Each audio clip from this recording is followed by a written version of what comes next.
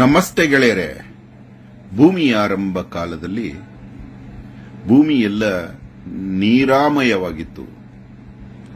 ನೀರಾಯಣ ನಾರಾಯಣ ನೀರಿನಿಂದಾವೃತ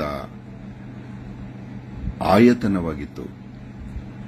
ಆ ನೀರನ್ನ ಶುದ್ಧೀಕರಿಸುವ ದೃಷ್ಟಿಯಿಂದ ಮೀನಾದ ಆ ಶ್ರೀ ಮಹಾವಿಷ್ಣು ಮತ್ಸ್ಯಾವತಾರ.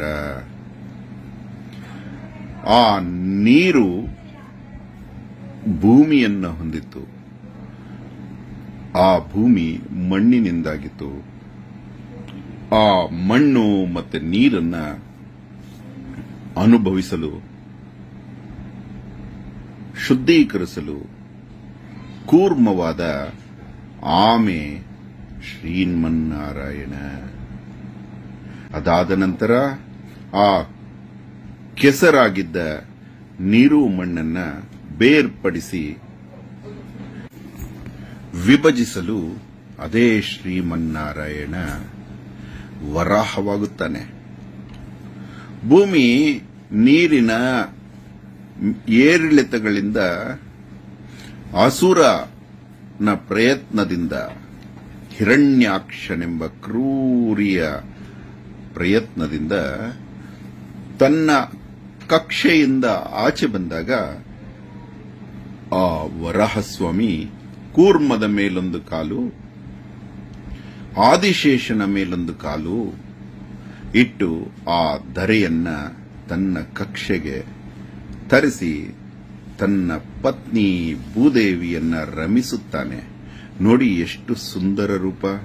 ತನ್ನ ಎಡಗೈ ಮೇಲೆ, ಮೊಣಕೈ ಮೇಲೆ ಭೂದೇವಿಯನ್ನ ಕೂರಿಸಿ ಆಕೆ ಅವನ ಸುಂದರ ಮೂಗಿನ ಜೊತೆ ಆಟವಾಡುತ್ತಿರುವ ದೃಶ್ಯವನ್ನ 1000 ವರ್ಷದ ಹಿಂದೆ ಗುಜರಾತಿನ ಶಿಲ್ಪಿ ಕೆತ್ತಿರುವ ಆ ಸೌಂದರ್ಯ ನೋಡಿ.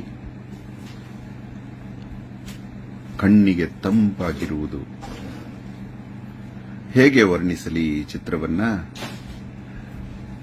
ಭಿತ್ತಿಯಲ್ಲಿ ದಶಾವತಾರಗಳನ್ನ ಮಧ್ಯದಲ್ಲಿರುವ ವರಾಹನನ್ನೂ ಸೇರಿಸಿ ಮಾಡಿರುವ ಆ ಶಿಲ್ಪಿಯ ಪಾದಾರವಿಂದಗಳಿಗೆ ಶತಕೋಟಿ ನಮನಗಳು. ಈ ಸೌಂದರ್ಯ ವಸುಂಧರೆಯಾದ ಧರತಿ ತನ್ನ ಪತಿಯೊಂದಿಗೆ ಆಡುವ ದೃಶ್ಯ ವರ್ಣನಾತೀತ. ಈ ಭೂವರಾಹಸ್ವಾಮಿಯನ್ನ ನಮಿಸಿ ಭೂಮಿಯ ಎಲ್ಲ ಕಾರ್ಯಗಳು ಮಾಡಬೇಕೆಂದು ಭೂಮಿಯ ಕೆಲಸ ಮಾಡುವವರು, ಗಣಿಗಾರಿಕೆ ಮಾಡುವವರು, ಭೂಮಿಯ ವ್ಯಾಪಾರ ಮಾಡುವವರು ಇಟ್ಟುಕೊಳ್ಳುವ ಮೂರ್ತಿಯಾಗಿದೆ ಇದು. ಅತಿ ಸುಂದರ ಮೃತ ವೃಕ್ಷದಿಂದಾದ ಈ ಮೂರ್ತಿ ಬಣ್ಣಿಸಲಸದಳ. ಶಂಖ, ಚಕ್ರ, ಗದ, ಪದ್ಮಗಳೊಂದಿಗೆ ವರಾಹಸ್ವಾಮಿ ವಿಜೃಂಭಿಸುತ್ತಿರುವ ದೃಶ್ಯ ಹೇಗೆ ಬಣ್ಣಿಸಲಿ?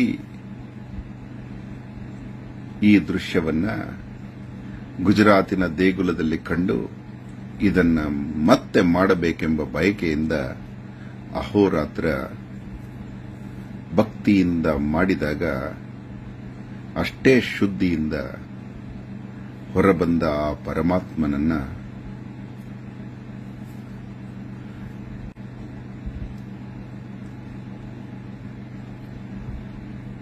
ಧನ್ಯವಾದ. ಅಹೋರಾತ್ರ.